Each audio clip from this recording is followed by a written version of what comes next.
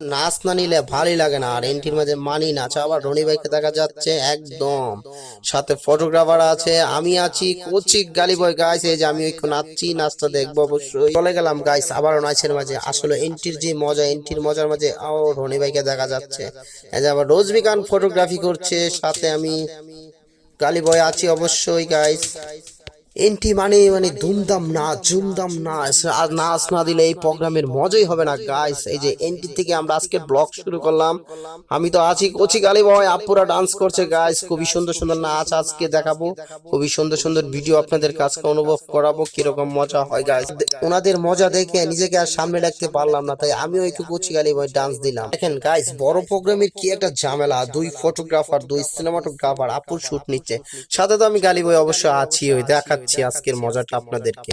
আপু আজকে যে পোস্টটা নিয়েছি, এই পোস্টটা কিন্তু মেয়েরা অনেক পছন্দ করে। আর এই পোস্টটাতে আমরা ছবি তুলতে গেল অনেকেই ভাবে অনেক সুন্দর হয়। এই মা, এই কি আবার গৌতম ভাইকে দেখা যাতে হাতি সারা দিচ্ছে, ওই দিক দিয়ে আবার সিনেমাটোগ্রাফার রনি ভাই, সাথে আমি গালি ভাই অবশ্যই আছি।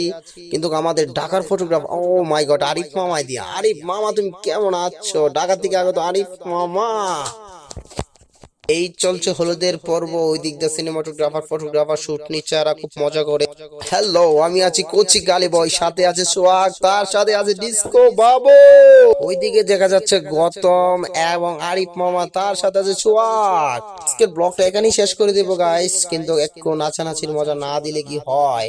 এটা হলো লাস্টের মজা গাইস, একটু ফার্স্টেরটা লাস্টে করে দিলাম, একটু মজা থাকবেই নাচানাচি। আর ভিডিও মানে এন্টির মাঝে একটু নাচানাচি না হলে তো ভিডিওর মজা হয়ই না গাইস, কি বলবো। ওকে গাইস, আমি করছি গালি বয়, আমার জন্য সবাই দোয়া করবেন।